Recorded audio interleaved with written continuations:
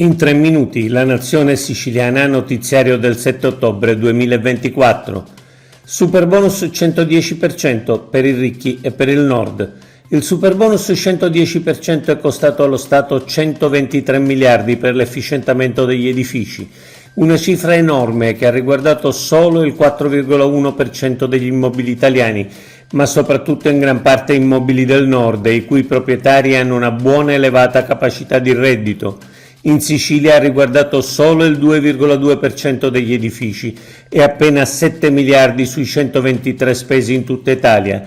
Insomma, una norma nordista e classista. Un nuovo cardinale siciliano. Papa Francesco ha annunciato un nuovo concistoro per l'8 dicembre, nel quale nominerà 21 nuovi cardinali, tra i quali 4 italiani. Tra loro anche un cardinale siciliano, Baldassarre Reina, nato a San Giovanni Gemini, che è stato parroco e ha svolto incarichi nella diocesi di Agrigento dal 1998 fino al 2022. Monsignor Reina è stato nominato anche vicario generale per la diocesi di Roma, di cui era finora vescovo ausiliare. Fratelli d'Italia, partito dei moderati?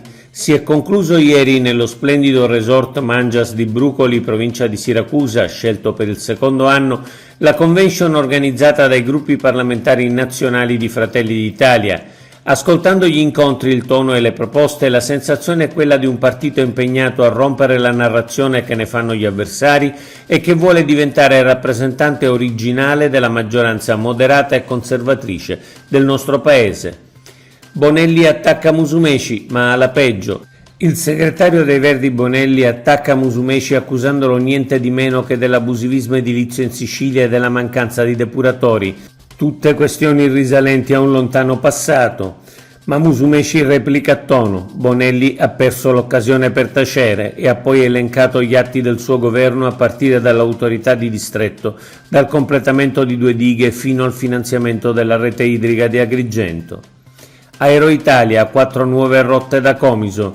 Aeroitalia attiva nuove rotte dall'aeroporto di Comiso nel Ragusano a partire dal 27 ottobre per tutta la stagione invernale.